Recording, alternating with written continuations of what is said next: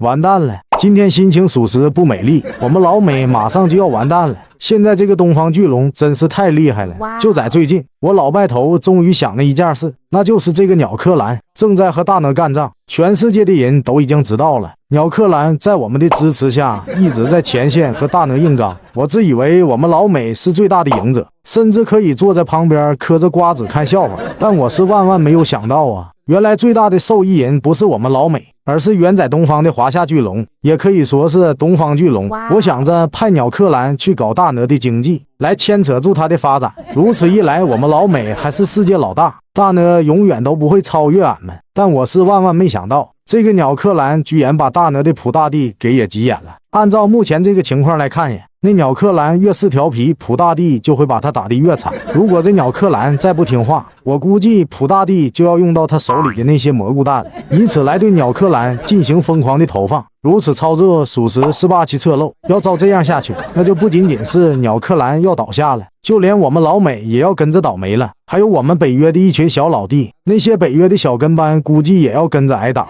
我的个妈呀，这还是我们能控制的局面吗？目前这个战争已经完全超越了我的想象，我们现在已经完全控制不了了。原本想的就是有鸟克兰在前面给俺们老美打头阵，完了我们老美也就不用正面的给大鹅硬刚了。但是我万万没想到啊，这个大鹅的普大帝仅仅是凭着一方国土的力量，居然就能对抗我们老美和周边小弟这么多国家，还能使我们老美的经济呈现大幅度的退缩。不仅如此，就因为这个事啊，我们老美的这些臭小弟居然都像墙头草一样去亲近东方巨龙了，全他喵的是白眼狼。就在最近，我又得到了小道消息，说这个大鹅准备向东方巨龙开放重要港口海参崴，而这个港口的地理位置那可是非常重要的。如果这个事真的能成的话，那一定会让东方巨龙的发展更为迅速，因为全世界的人都知道东方巨龙的东三省一直放着没有被开发。如果东方巨龙的东三省和这个海参崴港口联合起来了，那这样就可能会大幅度提高他们的出口订单，而且还会使他们的运输成本降得非常低。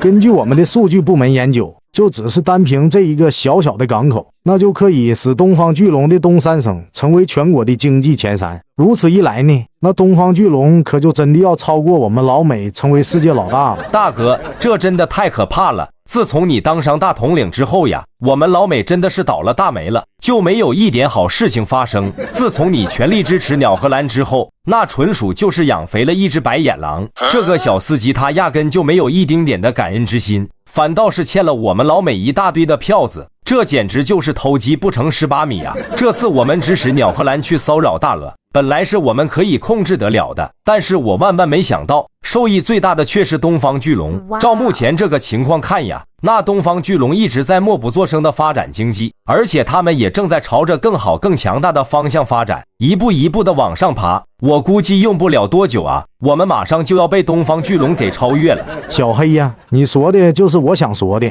我现在简直是肠子都要悔青了。大哥，我当初就不应该跟着大家支持你这个小老头，现在我是彻彻底底的懵了。人家东方巨龙把你唬得一愣一愣的，而且人家是越来越牛掰了，咱们老美在你的带领下反倒是欠了人家一屁股的债。小黑呀，那我现在也是非常的后悔呀，后悔的都想给自己个大嘴巴子。咱们确实不应该去挑拨鸟克兰和大鹅的矛盾，现在我可是进退两难了，只能在原地转圈。只怪我当时想的太简单了，万万没想到大鹅他还有秘密武器蘑菇弹。我也是万万没有想到，以鸟克兰的实力，他根本就阻挡不住大鹅的发展，现在还惹得咱们身上一团糟。那些跟着咱们的欧洲小弟也全都背叛了咱们，我只能说太难了。而且到最后呀，这所有的好处也全部都被东方巨龙给得去了。这下好了，我们的对手又多了一个。以目前的情况来看，这个东方巨龙还要比大鹅厉害的多。